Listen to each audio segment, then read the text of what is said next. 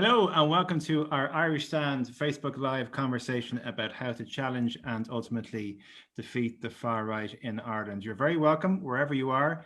I understand we have a huge number of registrations, so many that we actually had to go and do this on a Facebook Live, which was great to see that people have an interest in this topic. We have viewers from the United States as well, so it's 4 o'clock possibly where you are, and also from the UK, so it's good to see you. So I'm going to introduce our panel. Look, I know everybody's going through a really tough time at the moment, and there's any amount of reasons why people should feel really, really down. But at the end of this conversation, we want to be energized. We want to feel like we can win, okay? Even though the discussion is going to be pretty dark and pretty depressing, and certainly the scenes we saw recently hurt a huge amount of people. But at the end of this, we want people to feel that they have power, and they have power to defeat what we know we are up against. So we're going to analyze what the problem is, how the problem grows, and ultimately how collectively we can defeat it. So we have an incredible panel of, I was going to say speakers, but it's more of a conversation over the course of the next hour or so. And if you want to make a comment, please do it through Facebook, and we'll try and get your questions answered.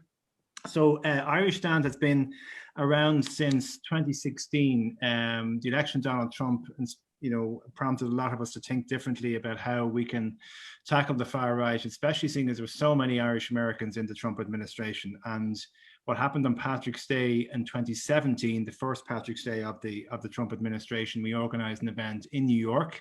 And Lisa Tierney Keogh, who's here with us, was the host of that event, and we managed to raise about $20,000 for the ACLU at the time.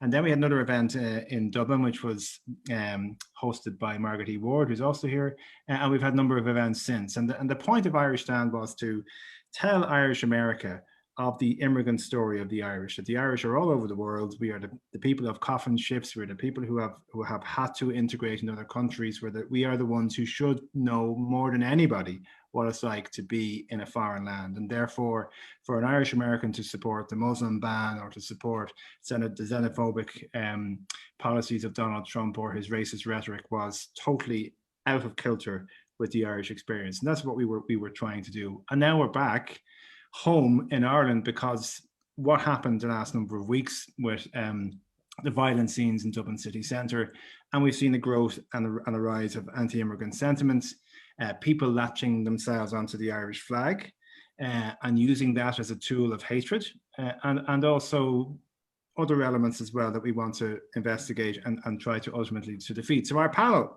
if you like, of speakers is Lisa Tierney Keogh, who's a playwright, and most recently her play, This Beautiful Village, was a sellout in the Abbey. Am I right, Lisa Tierney Keogh? Absolutely. It was a sellout in the Abbey, and there were some pretty important themes within that play, which we might touch on over the course of the conversation. Margaret E Ward is CEO of Clear Inc. And a former financial journalist and broadcaster, and is a New Yorker. Is a Bigara BJ's, is be the hokey Irish American. Yeah, but a good one. Am I right? Ish. Thanks very much. Thanks, yeah, yeah, anytime. And you're the only one who thought to actually put a book in your background for this conversation. And Leon Diop is a Southsider, he tells me, from Tala, which is, we can't have everything, but is co-founder of Black and Irish. So it's great to have all of you here.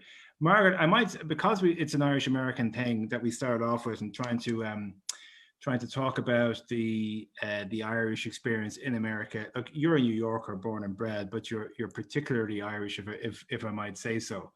Can you talk to maybe about what the Trump years meant to you, what you're worried about happening here in Ireland, and how we can bring the experience of what went wrong in America, the rise of the right, the rise of talk radio, that kind of element of conservative politics that has led to such a destructive narrative, not just in the States, but actually across Europe as well, and how we have to, watch out for it here, and how ultimately you feel what should we be looking out for, and how ultimately can we challenge it?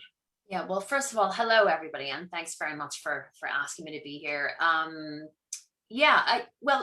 I was born to Irish parents in the United States. So they would have left Ireland in the 1950s and met over there and got married. So by the time I was, a young girl, it was the 1970s, 1980s then is when things started to change a little bit in the United States with the election of Ronald Reagan, who started to talk about family values. So family values, it was supposed to be, a push back to, the nuclear family, a mom and dad and parents, but really it was a push back to white America.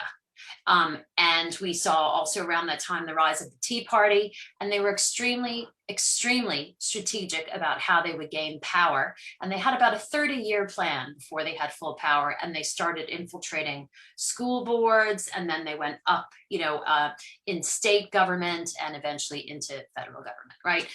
But one of the things that also happened along that time was a change in the words that were being used and phrases. And a lot of that was promoted through talk radio. So in 1980s,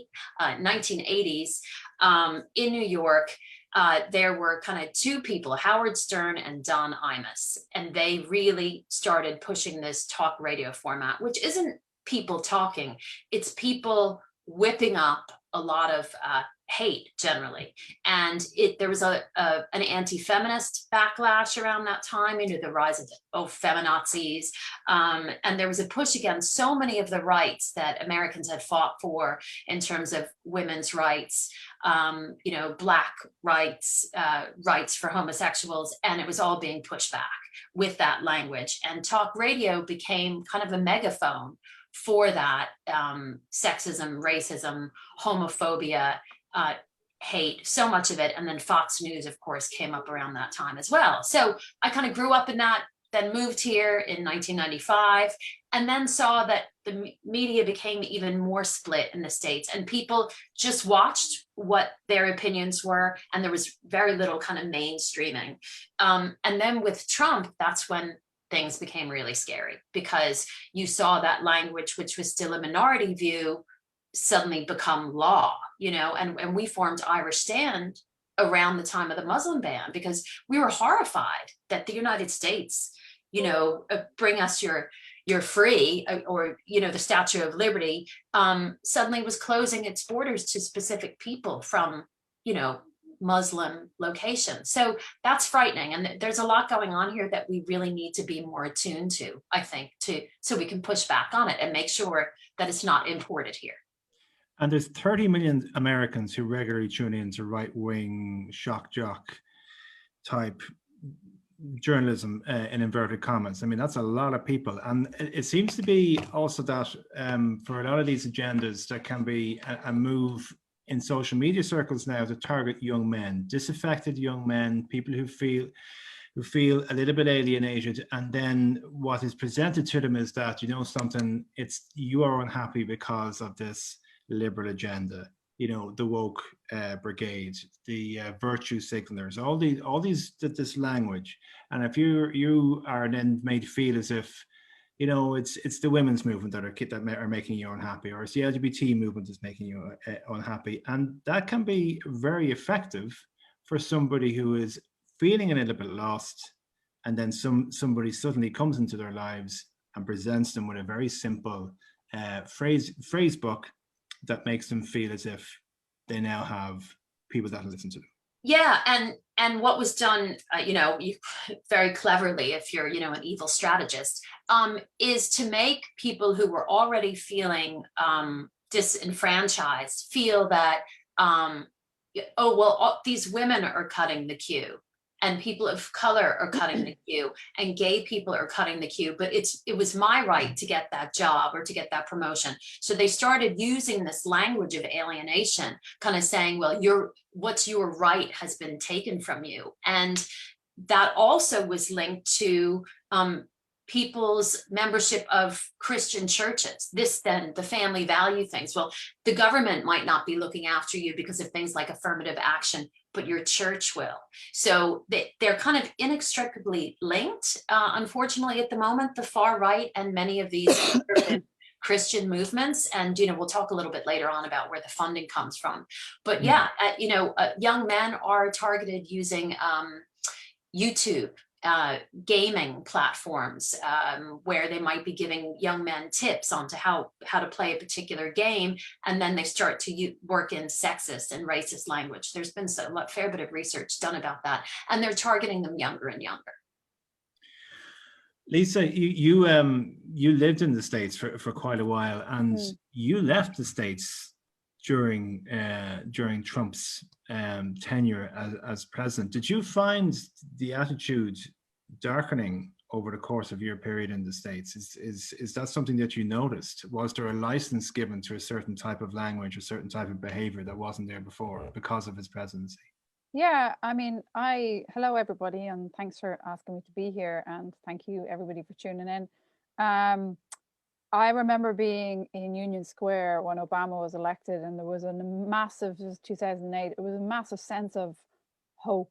Like, I've never seen, it would be like if Ireland won the World Cup on steroids. Like, I've never seen anything like it in my life. There was such joy and happiness, and you know, then all the stuff that it started then with the birther stuff, and you know, you could feel it. I mean, the racism was there all the time, and I think the longer I was in New York, the more I tuned in and kind of educated and learned myself about the insidious racism and the like very obvious racism that was going on there. And I do, when Trump was elected, now I'd made the decision to leave before Trump had elected, but I still had a year and a half left while he was there, and you could feel the tone on the streets.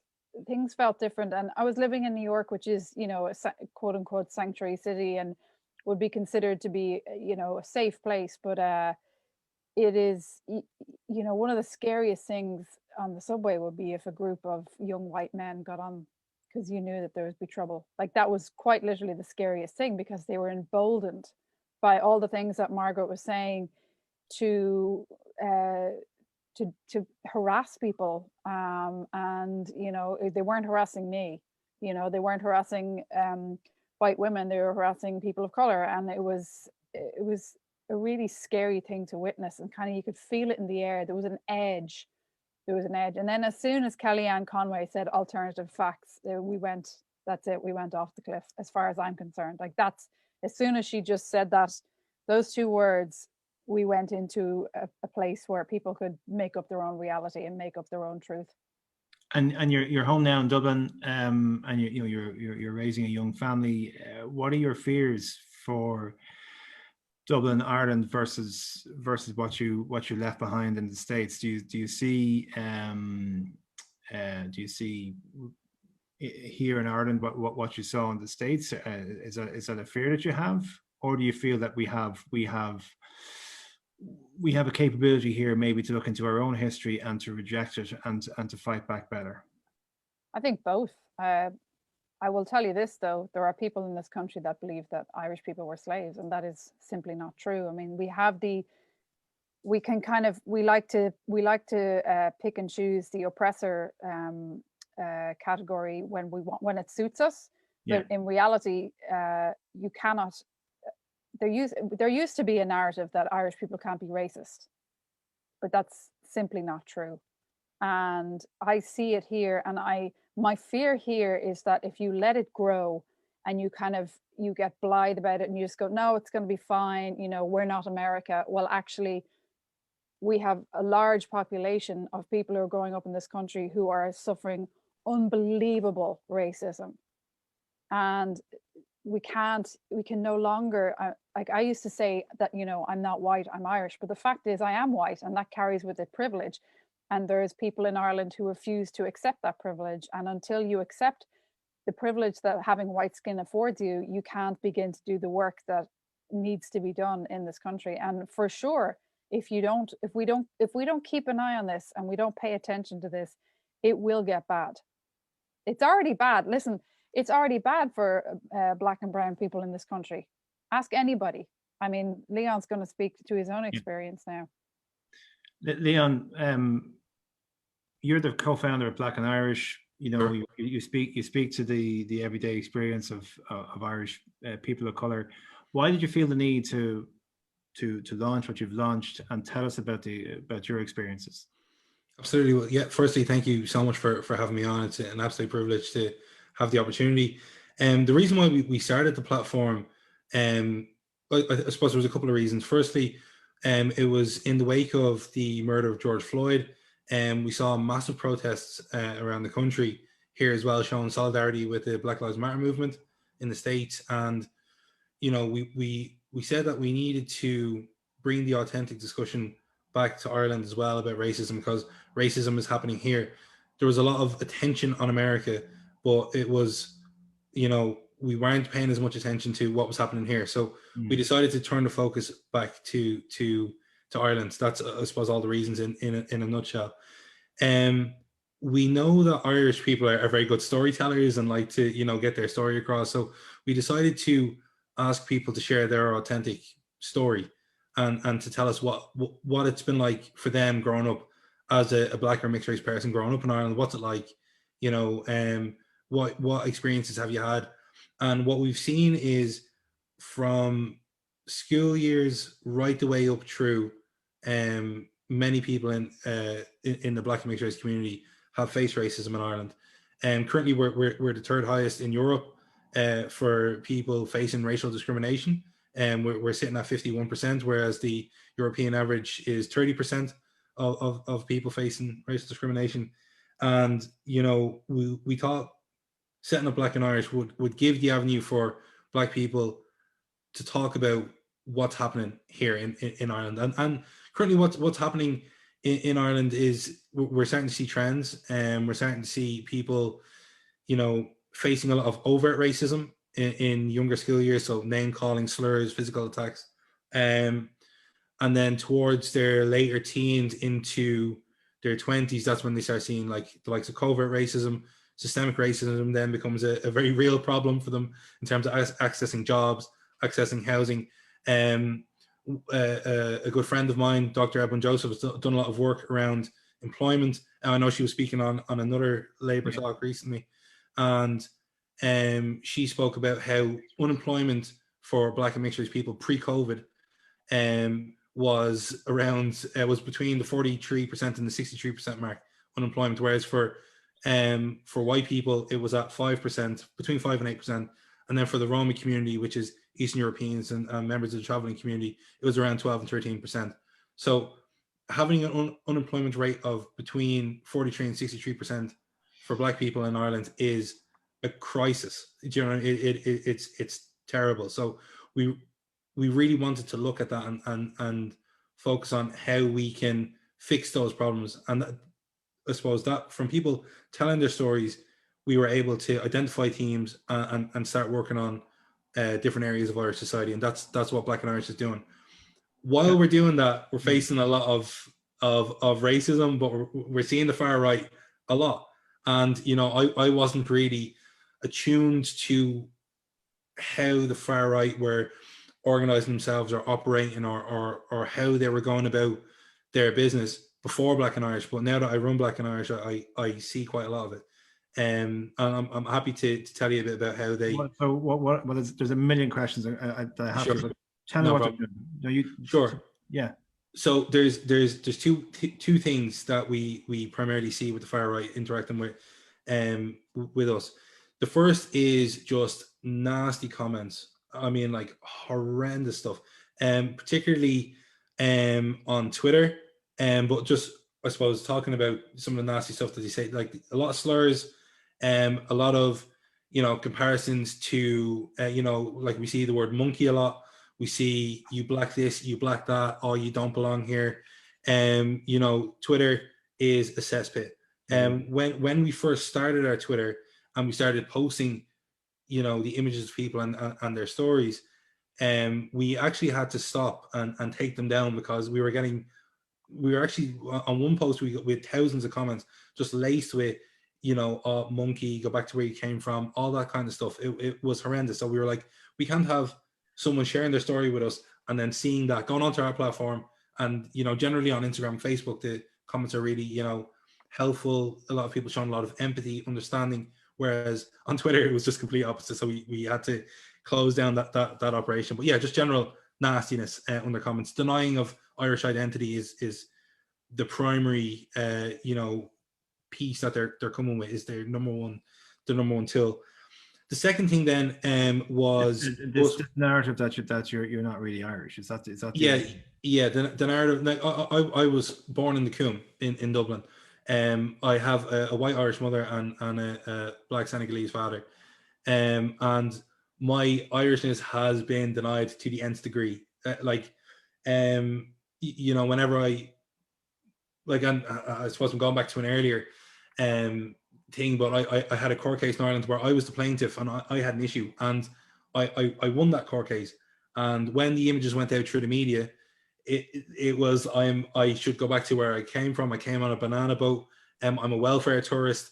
I'm like, what? Like, this is insane. Like, and like under the Facebook post where from that court session, there was 500 comments, and I'd say 450 of them were just outright like overt racist remarks. So, but in your view, this is organized.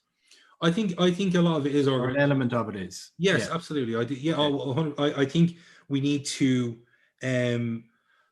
certainly in Ireland. I think this is the most advanced conversation I've had on the far right on an open platform. Most of my conversations have been about, well, are they organized and how are they organized? And I think we need to move past that. I think we need to be, really alarmed at how quickly they're organizing themselves, the methods that they're using, which were mentioned by, Margaret and Lisa.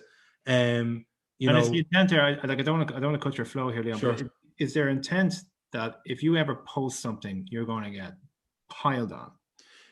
Are they trying to make you second guess whether you should post something? Oh yeah, certainly definitely on Twitter. We've been able to combat it a lot on Facebook and Instagram, and we've been able to block a lot of accounts. We see a lot of bot accounts as well, accounts that have just popped up out of nowhere, like they set up 2 or 3 hours ago, and all of a sudden, we host weekly conversations, and we would sometimes see, accounts just being set up for that, so that they can come on and write really, really nasty stuff.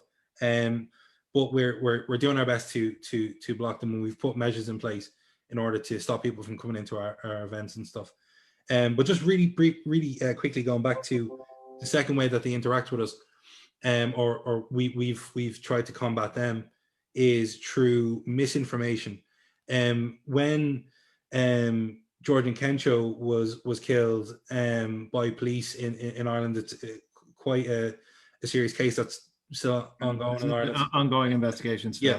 So we won't comment on it. But ultimately, what we saw was a very organized campaign against Georgian Kencho with false information, sharing, I suppose, posts that he was a criminal, that he had 32 convictions or something like that. And that, he'd basically gone on this spree of attacking people, which the full facts hadn't come to light yet, and there was no way that they were going to have access to any sort of criminal record, like within 24 hours of the incident happening. So what we saw was a lot of use of the likes of WhatsApp. WhatsApp is starting to grow in alarm a lot for me anyways, but a lot of misinformation being spread, and what we tried to do was combat that.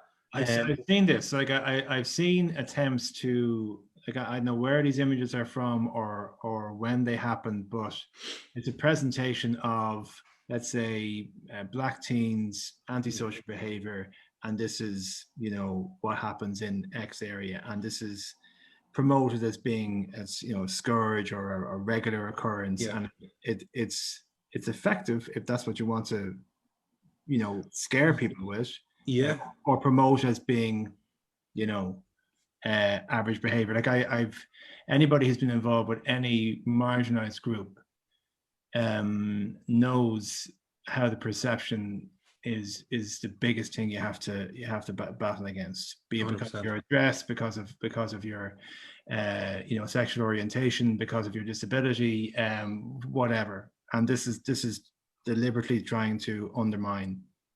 100%. And that's we saw so much of that. Compilation videos of young black teens in Ireland who may be engaging in, in inappropriate behavior or whatever.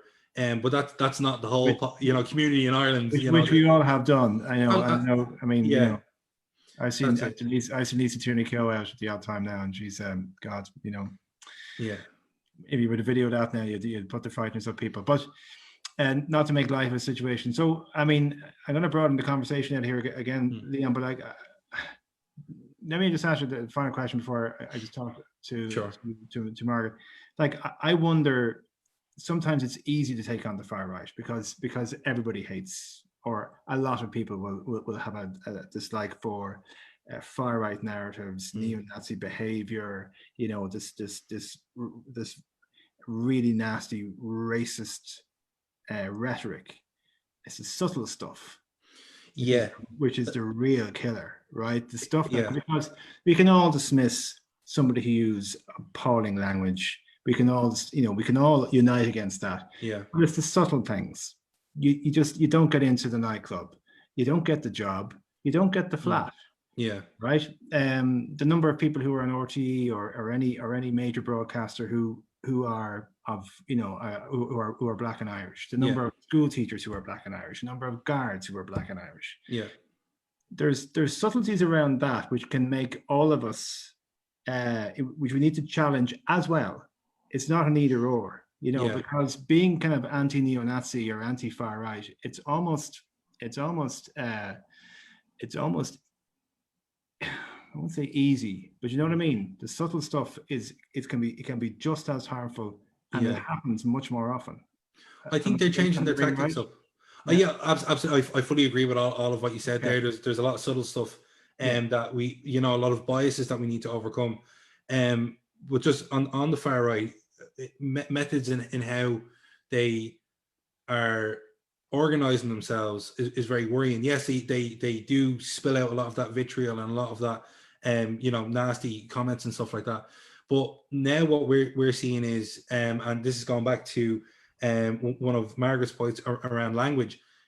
They're drawing people in with these, subtle things, and I like to call them Trojan horses, Trojan horse ideas, where we're going to fight for you on this matter that you seem to be concerned about, and then people are joining them and saying, actually, they're combating that, which is what I like.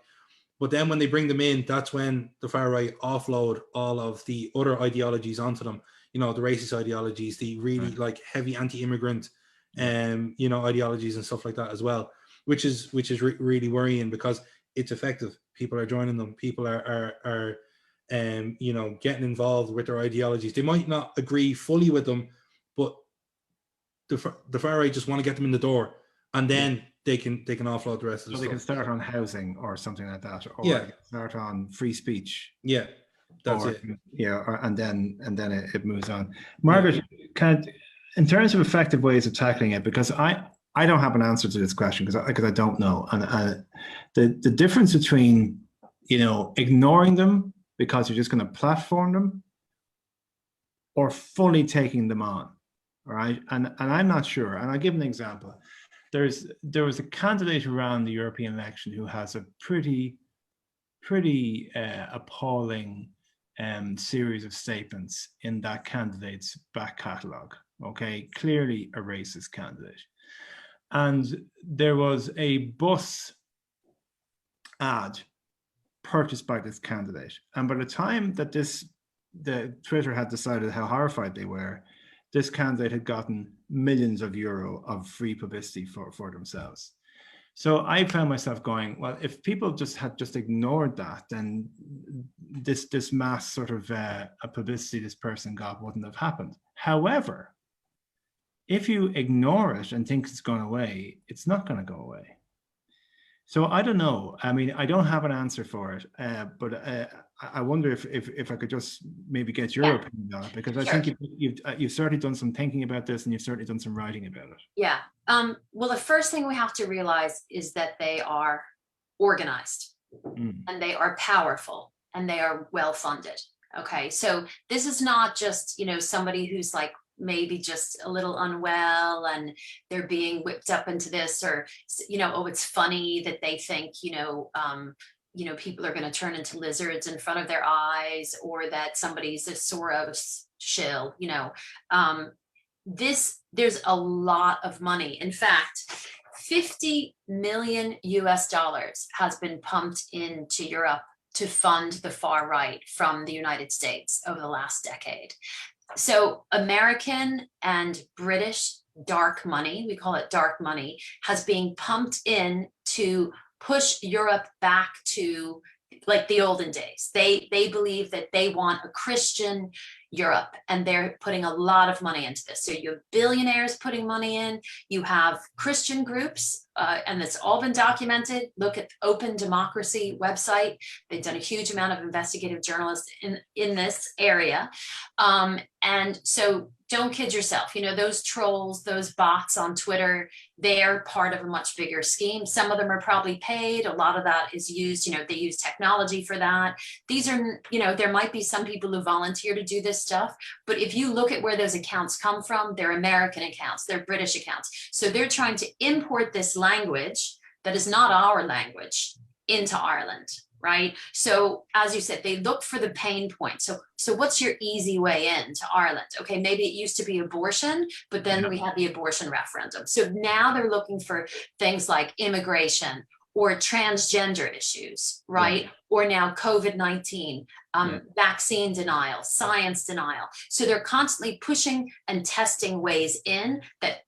But the big problem is that if there's a vacuum, if there's an information vacuum or a leadership vacuum, which unfortunately is what we have happening at the moment, that's a way in for them, right? So you have people who are annoyed at lockdown, they go to these parades thinking they're protesting lockdown, and they don't realize that all around them are recruiters for the far right.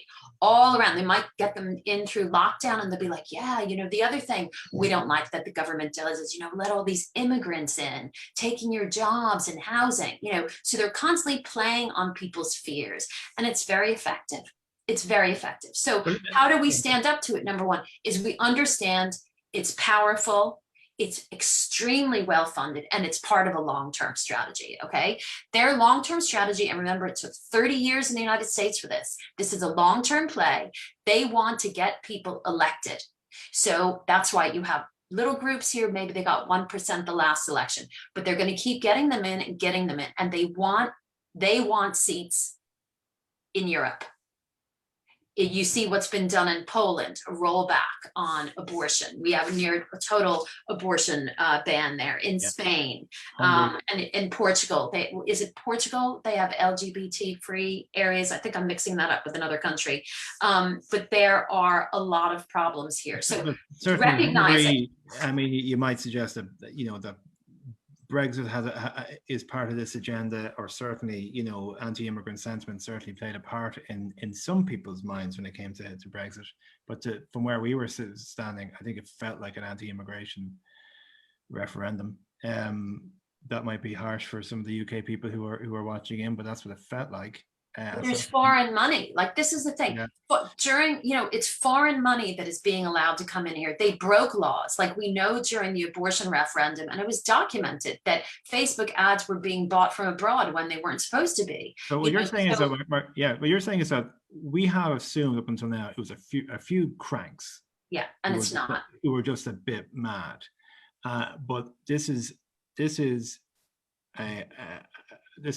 organized, it's financed, and they are weaponizing, and they are getting, they are here, and they're here, they want to stay. And if we just dismiss them and ignore them, then we don't realize what we're fighting against. Yeah, and you have to realize that this is Orthodox, conservative, and Catholic money. That's where it's coming from. It's all documented. All these groups, they're funding this because their traditional family values. Really, what does that mean? It means white men at the top of the power pyramid and everybody else get in the back of the queue. That's it's also very lucrative. I mean, this is a noise about these conservative journalists in Ireland, or column writers, whatever. They do it for money. It's not because they necessarily believe it.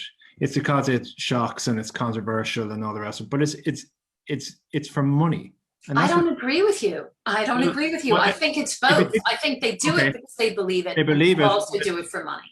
but they also do it for money. But the reason I say that from the American experience, all these Fox News anchors are millionaires, and they write their book, people buy their book, and whether they believe it or don't believe it, it's almost about, I mean, I'm kind of in between two minds as to whether Bill O'Reilly believes what Bill O'Reilly says he believes, or Sean Hannity, but whether they do or not, it's lucrative for them and it makes them money, and that's the game they're playing. It keeps them in power, Aodhán. Like, this is about the status quo wanting to stay in power. That's all this is about. You know, I was a financial journalist. Power.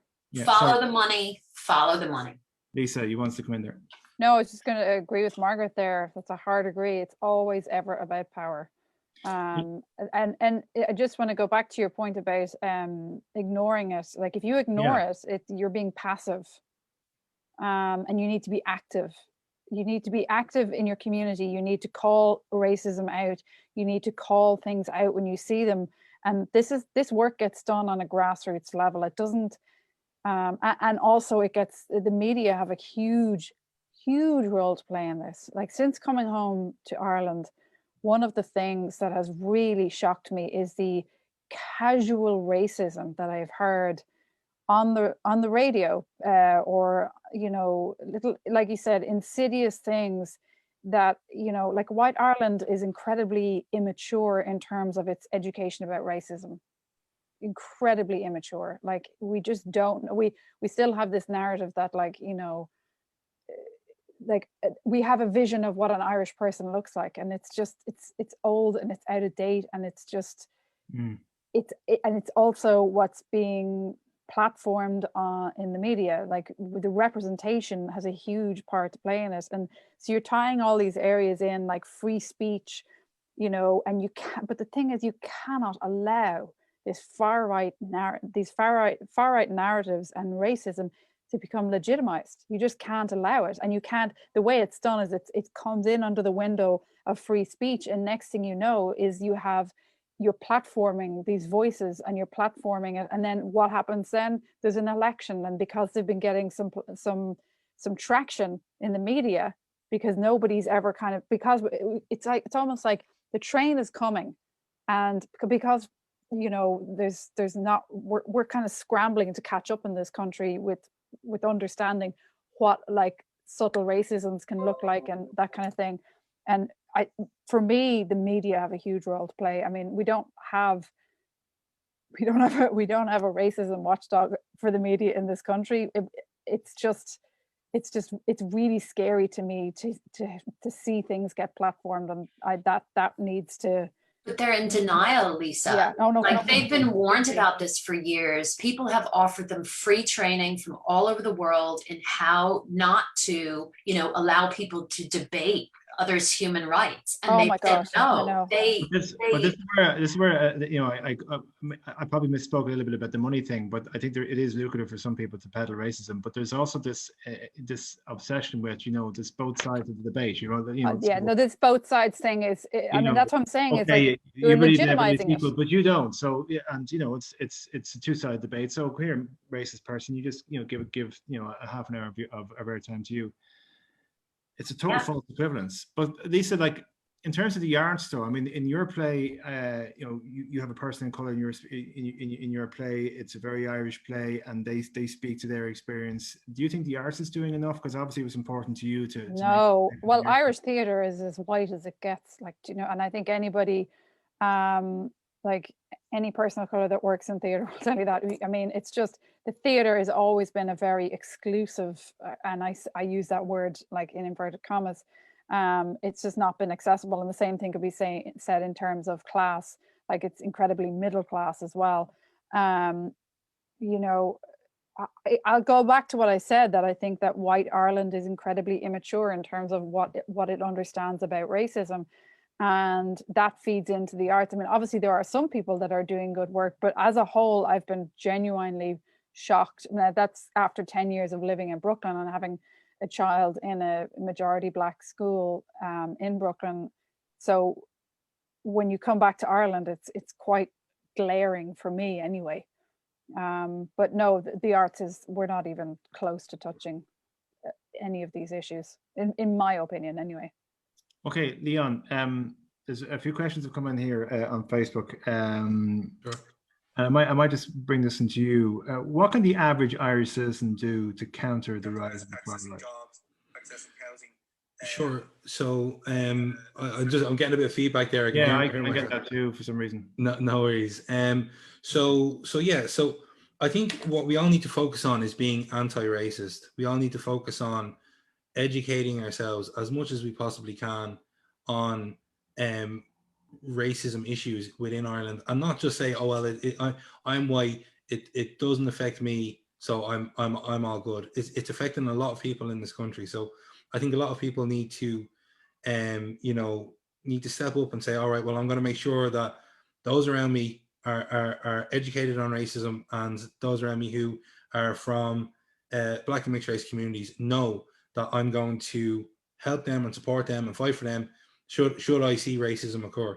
I think we need to start from a very young age. As Margaret pointed out, far right groups are targeting people younger and younger and younger, and we need to be speaking to people from a young age and helping them to understand what racism is, and what biases are, and bring them along slowly so that they understand that diversity and inclusion is important, and will help you to be a more rounded, empathetic person, rather than someone who's going to be fearful and really worried about the future and will buy into really hateful ideologies. So I think that's the first thing that we need to do is really focus on how our country can be as equal and as inclusive as possible. I think we have a massive opportunity. Okay. I think, as Lisa pointed out, we are immature when it comes to discussions around racism and in our journey around race. But I think that is an opportunity for us as well. I think we can use that to say to ourselves, okay, well, we're very early in our race journey, or in our journey around inclusion and diversity. So let's try and make it as equal and inclusive as possible. I think we're too focused on what's happening in the UK and America, while some of the racism that we face is similar to the UK and the US. There are very big problems happening in the UK and the US that are not necessarily seen here just yet. So we're able to navigate that. We're able to learn from their experiences, learn from their mistakes, and push on to be a very equal and inclusive place. That's what I think. The UK and the US have very different kind of original sins going on, right? The original sin of the US is slavery, all right? And the original sin of the UK is colonialism. And for us, though, we have this, and Lisa alluded to it earlier, this kind of chip on the shoulder stuff is that, well, we were the ones who were persecuted. We were the ones who had the story of being down at heel, this idea of the Irish slaves. And do you think in the Irish context that we have different challenges? Because absolutely, because we don't have the same history as those other two countries. We were, of course, we were seen as we were kind of grouped all together as no blacks, no dogs, no Irish. That kind of saying, the Irish and the black community were seen nearly at the same level, and often were pitted against one another or made to compete against one another. I think. We have a different fight here. I think our biggest problem in terms of racism is denial of racism. I think denial of racism is the biggest perpetuator of racism in this country, because we're ignoring it. And as the previous speaker said, when you ignore something, you just allow it to grow, and it will grow. Do you think then it's sorry, I'm conscious I'm cutting across people here. No worries. Do you think would you view it as a positive for somebody to say, look, because I think it's more honest for people to say, I have my prejudices. I'm not happy with them. I'm happy to challenge them, but to pretend that you don't have them, I think is I don't think you can grow up in Ireland without having a bias. You can grow up anywhere with some level of a bias. Now it can be greater or it can be less. But at least you have an ability within yourself to challenge yourself on it, and therefore to actively learn about it and see about the world from a different person's point of view. Be it from my perspective, a woman's point of view, a person with disabilities point of view. In the 90s, we were all had to recast our brain and to be told what is a Northern Unionist's point of view. And it was almost like revolutionary for people of my generation to actually challenge yourself to think, what does a Northern Unionist think and why do they think that way? And then maybe we might be able to get somewhere, right? Absolutely. Yeah. So, but I think it's far too easy to say, well, I'm not racist. So I think everyone, this isn't my fight because I'm not racist. Yeah, absolutely. Everyone, you see, everyone has their biases. And just going back to the earlier part of that, we absolutely need to give people the opportunity and space to say, okay, I may have biases. I want to challenge them. I want to work on them. We absolutely need to give people the space to grow, because if we don't, and if we clamp down on people too hard, it's only going to drive them towards the far right, because the far right will say, oh, well, like, look, you know, they didn't welcome you. So you know what, you're more than welcome here. And that is a problem. We need to say to people, look, everyone has biases. I have biases that I've had to work. I grew up in in Tala, which, you know, coming out as, you know, a gay person in school would have been, you know, the talk of the town. Everyone would have been like, oh my God, what's that person doing? So now, obviously, going through college and stuff like that, I learned and was able to understand other people's point of views and stuff like that. You know, but that needs to be afforded to everyone. And like, if people put it wrong, we need to be able to turn around to them and say, all right, well, you know, you went wrong there, but, you know, we're here's the opportunity to learn. And I think a lot more people will appreciate that and will learn in the long run. So Margaret, that's an interesting point of view, right? So it's so finely balanced of people who can really go either way, right? And what we learned from marriage equality, for example, or we learned from Repeal the 8 was the willingness to listen, to answer people's questions, to let them get, you know, to explain what's bothering them about whatever issues. And if we dismiss them or label them, we're going to lose them. Now, I don't know how much license you can give to somebody for saying ignorant things, but I remember the marriage equality referendum, we were all absolutely determined not to call somebody who had a question around marriage equality, you know, homophobic, because if we did that, they were gone. And it was similar, and even though you had to bite your lip, and it was similar around Repeal the Age Amendment, where people had questions, concerns, and if you called them a name or a slur or a label, then you were likely to lose them. And is it the same in this debate? Because while not giving license to somebody to being ignorant, is there a space that we have to be careful to tread, unless we just lose because they are being clutched at by this well-organized group who are well-funded, who are determined to get them, and any misstep from us, they'll say, oh, look, they just called you a name.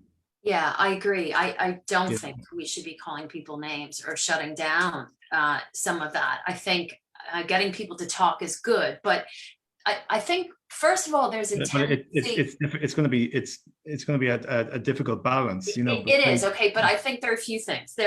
First of all, there seems to be this belief, well, if it doesn't impact me, it's not my problem. Okay, so if you know, for example, we're seeing this with women now, who we're talking about regular daily sexual harassment, you know, catcalling, awareness going on public transport, you know, and that girls are harassed from a very young age. And a lot of guys are like, well, it doesn't impact on me, so I'm not going to do anything about that. You know, but it could be challenging your friend who just told the sexist joke or the racist joke, or, you know, the WhatsApp sending around these memes that are homophobic, you know, saying, hey, like, what's that all about, right? Because the reality is that this does impact you, because it impacts on society and happy society, community, social cohesion, right? So if you ignore the little things, if you ignore those racist, homophobic, anti-traveler, anti-immigration comments, they will just grow. That grows and grows. So there's a spectrum of all of this. So if we don't nip that in the bud, if we don't think I have a responsibility as an individual to say, you know what, that's not okay, that leads to other things. But the other problem in Ireland is there aren't enough opportunities for us to be with people who are not like us, right? Okay. There have been some brilliant integration campaigns like Our Table, which was brilliant. My friend Ellie founded that. And Yeah. that was like bringing people together through food, right? And it's like food, you know, music. These are all things like we do well in Ireland, socializing, you know, down the GAA club.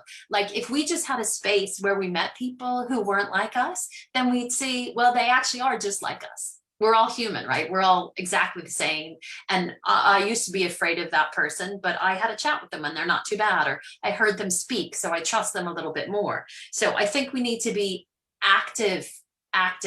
Like direct provision is one way in for the far right, and they exploited that. And we know the fires and a lot of stuff that happens, you know, we don't know who set them, but they would go into these communities, they'd spread disinformation and just watch stuff happen. But then communities started to say, that's not okay with us. You know what, we're going to set up a welcoming committee, and we would like to welcome people, you know, who have come in from different countries, or who, what's that great program down in Cork where they bring kids who live in direct provision surfing, you know, and they're sanctuary runners. So those groups are saying, we know that direct provision is a wedge issue into Ireland, so we're going to do something about it to break all those barriers down. So I think anytime we see this wedge issue coming up, whether it's sexism, misogyny, homophobia, anti-trans, anti-traveler, that as a community and as politicians and media, that we try to squash that and say, that's not true. It's not true. And really, what kind of society do you want? Where do we want a society that's full of hate, or do we want a society that's full of people who can love one another or care for each other? It's true, because I mean, we can't pretend this is a new problem. We've had racism against travelers for hundreds of years. There's many people in Ireland will say that they don't know a traveler. There's parts of the country where, you know, sectarianism is a huge issue, and people live side by side with different religions but wouldn't know somebody from the other religion. So it's not a new problem. But I do agree with you, Margaret. We are great at separating ourselves from each other, and we're great at doing it in the education system. Yes.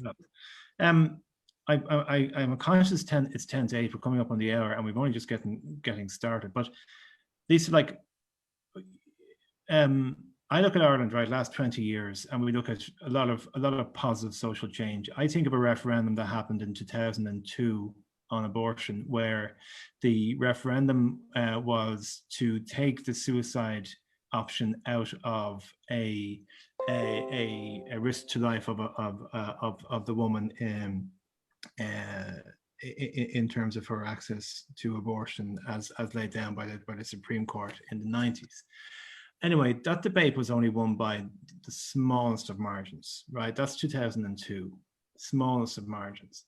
Fast forward 16 years, and it's 2-1 in favor of a much more, if you might term, liberal reproductive rights in Ireland. Okay, there was a referendum in 2004 on citizenship rights and restricting citizenship to children born here, and that passed by 78%. But something within me believes that I don't think that referendum would pass today. And maybe I'm completely wrong, but I just get the sense, because of what Margaret has alluded to there, like direct provision is absolutely identified across every political party and across mainstream Irish life as being a wrong that needs to be righted. I think there's an absolute sense that the citizenship issue in 2004 was wrong. There's a growing awakening, I think, possibly within the Irish young people, that they don't want to live in a country that has, and they've been to school with people from different backgrounds, and they're mixing with people with different backgrounds much more than my generation ever did. And therefore, maybe there is more hope of an enlightened view of what we have to achieve into the future. If you all these look at these deportation cases of young Irish people being deported, it's always their school friends. Oh, it's the kids. I mean, the kids, right? Back to yeah. Sorry, go ahead. Yeah. I was going to just nodding back to what Leon was saying about getting in early and educating and talking, and to Margaret's point about, you know, what kind of society do you want to live in? Do you want to live in love, or do you want to live in hate? And it's not, you're not being a hippie or kind of like too woo-woo saying that like it's a good thing to live in a compassionate society, and it's a good thing. And everybody benefits. Everybody benefits. Everybody. And you know what, the economy benefits too. Like it's a win-win situation. And the way my hope is, so my daughter is in an Educate Together school, and I'm not saying one school is better than another, that's just my belief system, but what I see young children, no matter what school they're in, I see them going to school with kids of all backgrounds, of all ethnicities, and it's all just about who's the crack and who wants to play football and who, you know what I mean? It's just, there's just when you can educate at a time when people are innocent, before all the stuff has been put on them from their previous generations, that's where the hope lies, is when you see kids. Because the same thing happened in the North, where like a generation eventually came out that was like, I just don't want to be fighting anymore. Yeah. You know, people just don't want to do that anymore. And you know, that's where my hope lies, and that's why I think education is the key to it. It really is. And like you say, whenever there's any kind of a deportation order, it is their classmates that fight for them. Leon, there's a good question here. Do you think it's a race problem and a class problem? Upper class Ireland. This is the phraseology of the messenger. Upper Ireland quite snobbery, and a lot of racists refer to minorities here as dole munchers. How do we break these prejudices? Do you think it's actually not just about race, but also about class? And secondly, is my optimism or hope misplaced? Do you feel that maybe the younger generation are not going to accept the type of prejudices that maybe my generation have, or an older generation? Sure. So yeah, I do. I think it is a race and a class issue. I think the upper class, you know, who the I suppose racist members of the upper class like to pit, you know, a lot of middle and working class against each other, and say, well, all right, well, like, look, you know, immigrants are coming in and they're taking your jobs, and I'm running this business and they're working, you know, for cheap or whatever. But yeah, I do think it is a class issue as well. I really like the question around your optimism. I do not think your optimism is misplaced. I do think the opportunity is there. It is a massive opportunity as well for us to create a country, you know, just, you know, kicking it back to what Margaret was saying about how, you know, America was the land of the free, and then all of a sudden it's being changed by ideologies. You know, Ireland is the country of 100,000 welcomes, if I'm not mistaken. So I definitely think that Ireland has the opportunity to continue to be that country, and to show that if, you know, migrants or asylum seekers are coming here, that we have the opportunity to create a very inclusive society for them. And just going forward, then Ireland is an inclusive place for all who hail or are from Ireland. Do you know what I mean? So, or who come to Ireland and make Ireland their home. So I definitely think that optimism is not misplaced. I think, you know, I share in that optimism, and would like to see more people carry that with them as well. Okay, we're gonna. There's a lot of questions coming in, but I want to give maybe the panelists just a chance to round up, because what I'm going to give is the summary here is that, look, the time for ignoring the far right and thinking it's a few cranks is gone. This is organized, it's financed, it's here, and it's dangerous, and it's a real and present danger. So if we're not alive to it, then we're losing. And if we're not actively anti-racist, then we're not in the game. It's not something that we just that we react to a certain event with. It's something that we have to carry with us all the time. And the state needs to be actively anti-racist.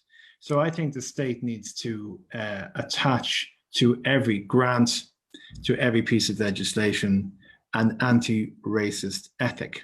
So you can't get a grant from the Sports Council, you can't get a grant from Enterprise Ireland, you can't get a grant from anybody unless you're going to up your game. I think the representation of what we see on our television screens, what we see in our classrooms, what we see in the guards or any public service or any private corporation has to be challenged to represent what the population of Ireland looks like.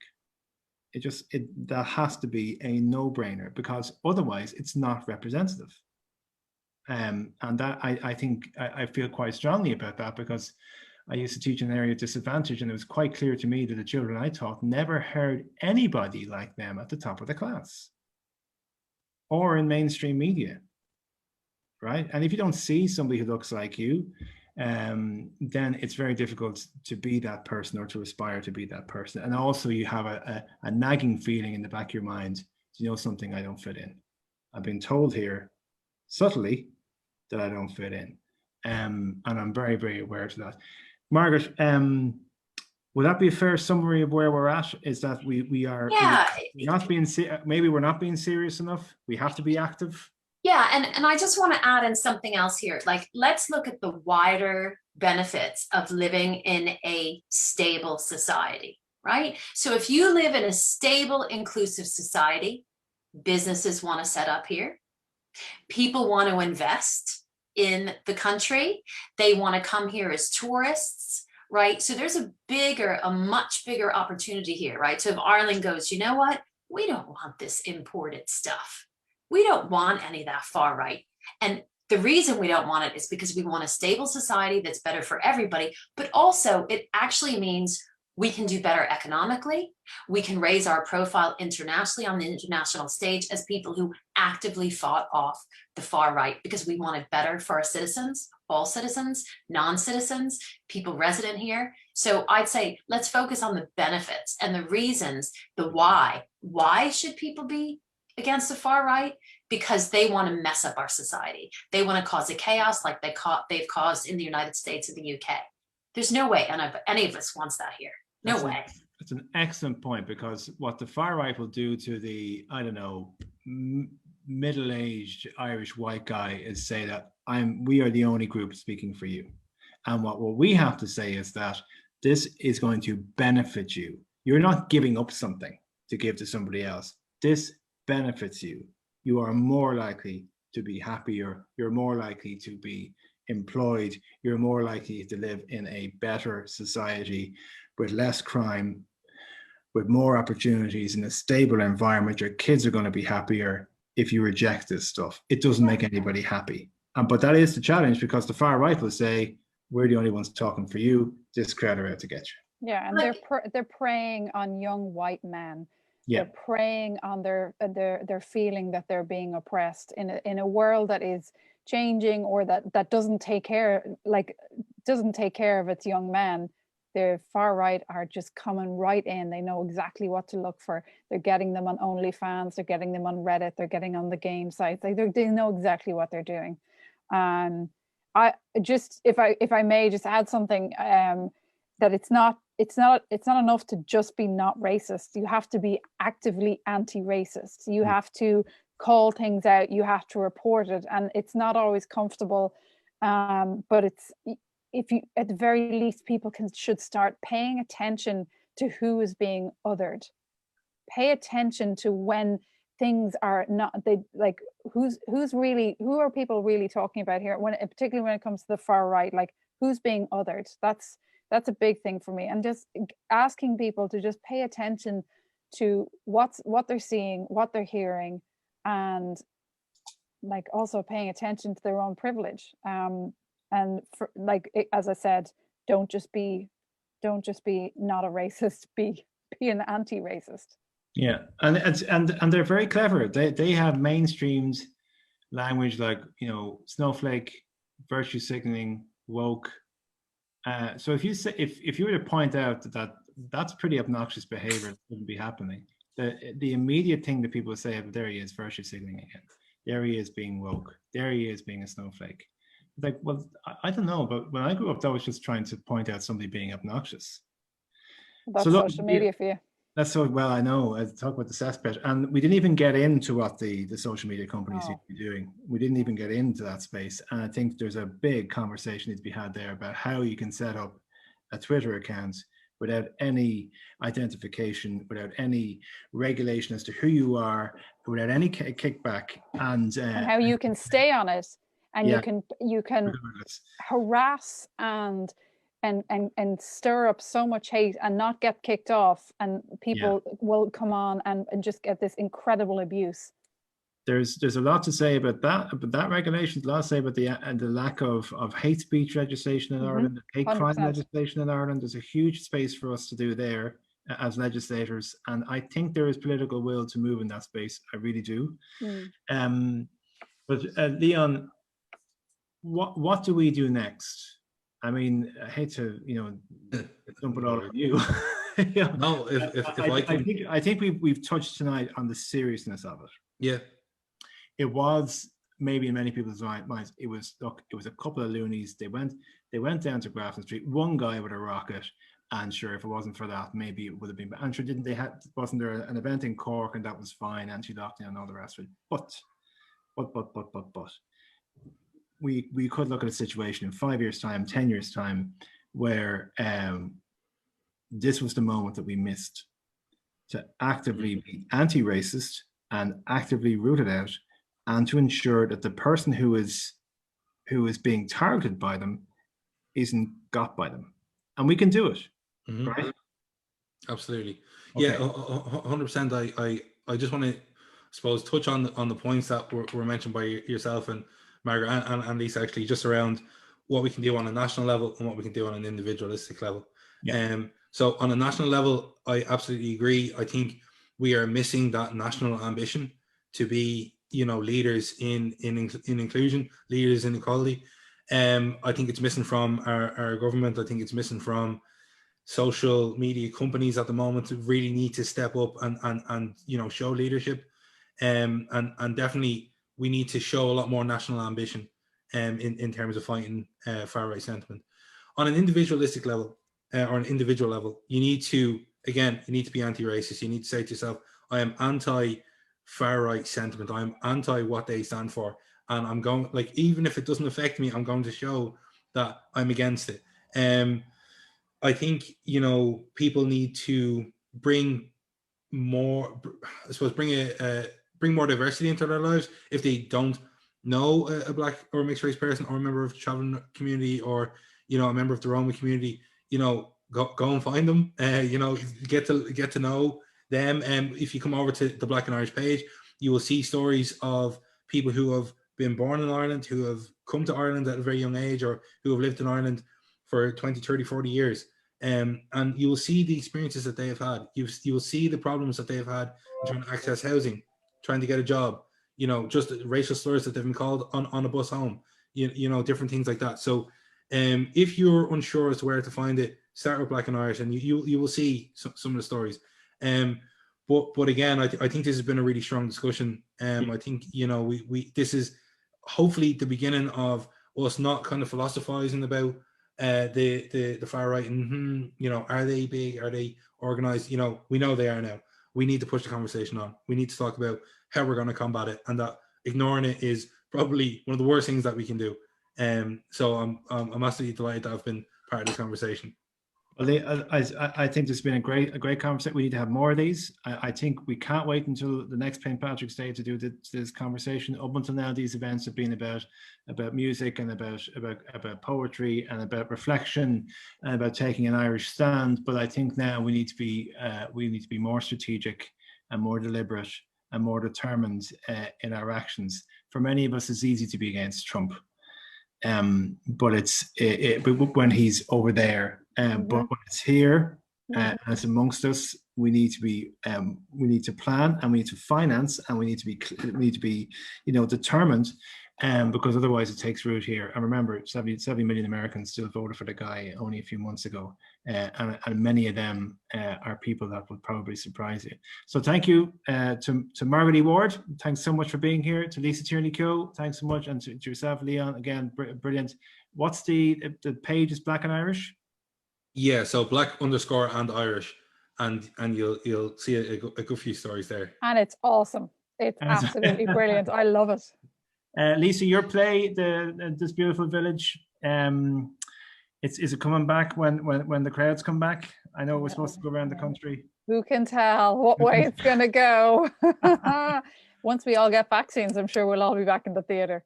Okay, all right. And Margaret, again, thanks so much for being here this evening. And we will be back. Irish Stand is at Irish Stand. It's a verified account on Twitter. And thanks very much to the Thanks, Irish Aodhán. Thanks so much, Aodhán. Thanks, Take care, Miriam. guys. Lovely to meet you. Have you